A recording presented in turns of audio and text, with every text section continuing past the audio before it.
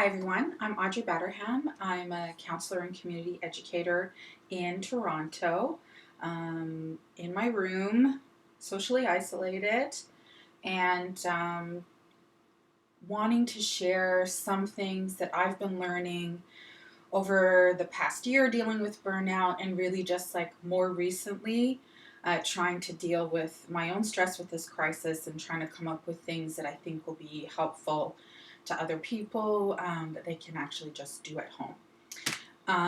So some of them are going to look a little bit silly. I'm challenging my own fears of being silly on the internet, and so bear with me.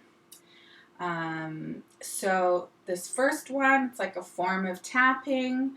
I will let somebody else explain tapping. All I know is, it kind of feels good. And it can really help us get out of these like hyperaroused states and these like hypoaroused states. So like when we're feeling really agitated or when we're feeling really shut down and frozen. And so this one, it's kind of just like beating yourself up gently, hitting various pressure points as you go. So it's going to look funny, like you hold your fist like this, and you just go like this.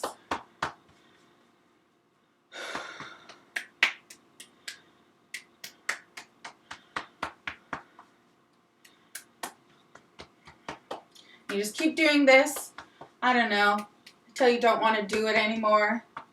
So my thing is like, do what feels good.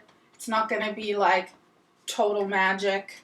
It's not going to be like, whoa, I just like feel all the stress just disappearing from my body. But you know what? It does feel kind of good. I do feel more grounded. Yeah, so that's one. There is the more traditional kind of tapping that you might be more familiar with. Still looks silly, not quite so violent.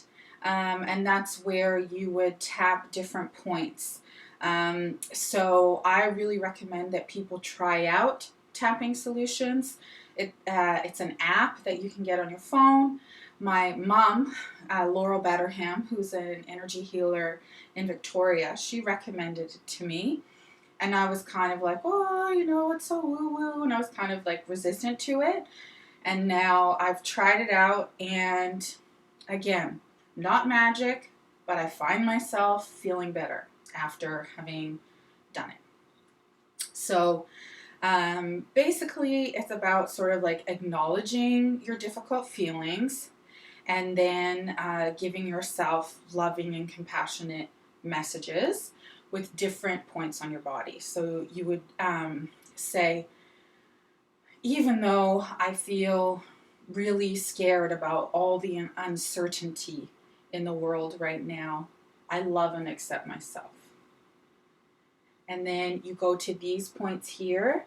And what I do, because I'm anxious about like hitting the right point or whatever, I just kind of like use multiple fingers, and then I feel like I'm gonna hit the point eventually. And so I use like 3 fingers, and I just kind of hit above my eyebrows here.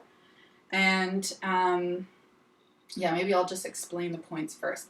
And then you've got kind of like this little notch in your bone right under your eye. So you try to hit there. And then again, I just kind of like use all my fingers. Like a lot of people will just do this. I just kind of do it all to make sure I get the point. Then I do here. Then I do here. Then my collarbones. And then here, which feels really weird. And this is making me look very bouncy. And then on the top of the head. Okay, so it kind of looks a little bit like head and shoulders, knees and toes, something silly like that. But it's hitting pressure points. So even though I'm feeling scared about the future, I love and accept myself. Even though I feel scared about the future, I love and accept myself. Even though I feel scared about the future, I love and accept myself.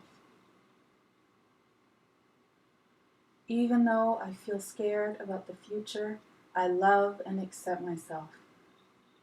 Even though I feel scared about the future, I love and accept myself. Even though I feel scared about the future, I love and accept myself.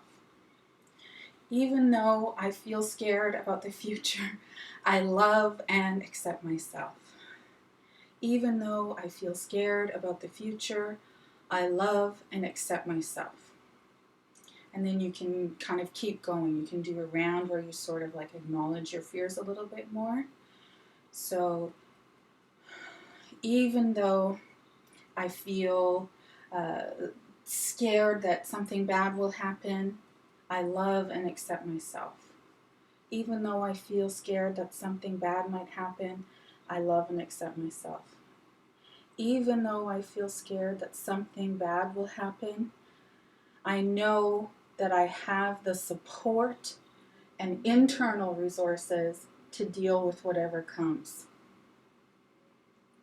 I know that even if something bad happens, we will recover as a society. Even if more bad things happen, I know that we can heal. Even if more bad things happen, I know that we will all still love each other. Even though bad things can happen, I know that we will repair in our families and communities.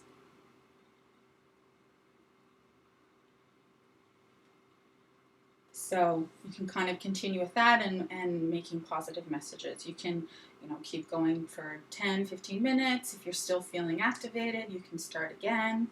It could be a good idea to kind of like assess your level of fear or stress around the issue before you start, and then assign it a number, and then assign it a number after. See if, you can actually quantify the change. But, for some people, they may feel more instant relief, and other people, it may be a little bit more over time. So another one is shaking. So you'll notice that a lot of people, like when they're scared or there's a threat, they'll kind of shake. We shake when we're giving a speech, or, if you see some deer escape a threat, they kind of all huddle together and then just shake. So that's like kind of like getting the energy out of like being super like scared and being like mobilized to get out of danger. And so we're in this weird state where we're at home. We're not like mobilized to escape this threat of a coronavirus, right? So it kind of gives creates this danger that we're going to get like stuck in a hyperaroused or a hypoaroused state.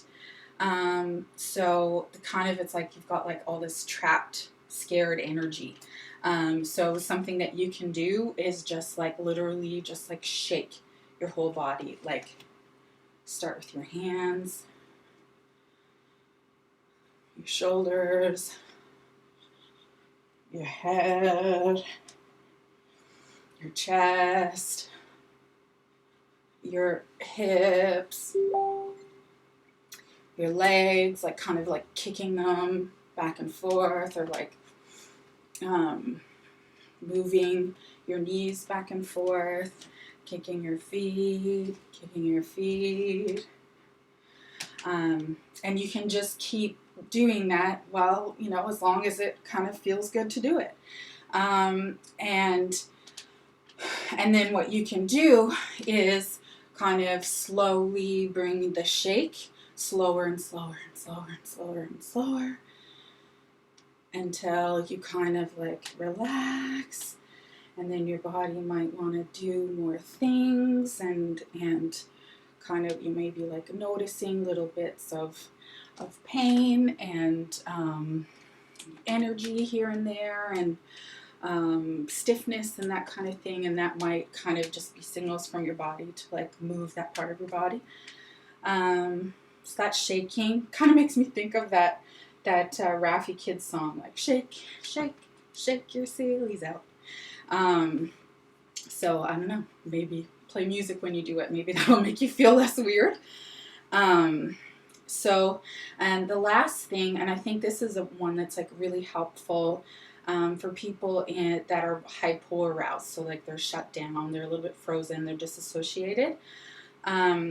So what can really help for that is just like connection, right? So calling someone, I don't know, like even sometimes look for me, like looking through family pictures and that kind of thing makes me feel connected, like old home videos and, you know, like little videos I've made of my nephews and that kind of thing, that makes me feel connected. But one thing to notice is that like when we're shut down, it's hard for us to reach out. So when we're not shut down, we should be calling our people in case they're shut down, because really it's that social connection that's going to help people stay in kind of like their window of tolerance, where they're not like hyper or hypoaroused. And that when the more that we're in that state, the more resilience we have for when we get like hyperaroused or hypoaroused. So anyways, these are just like all things I'm learning about recently. I wouldn't say that like I'm 100% expert in them. I'm really grateful to you know, the Tapping Solutions app, and Jane Clapp, and Justin Sunseri, who talks about the polyvagal theory, which is like an idea of how we think about the nervous system in a more complicated way. So those are all resources that you can look up as well. So yeah, hopefully that was helpful too. Thank you. Bye.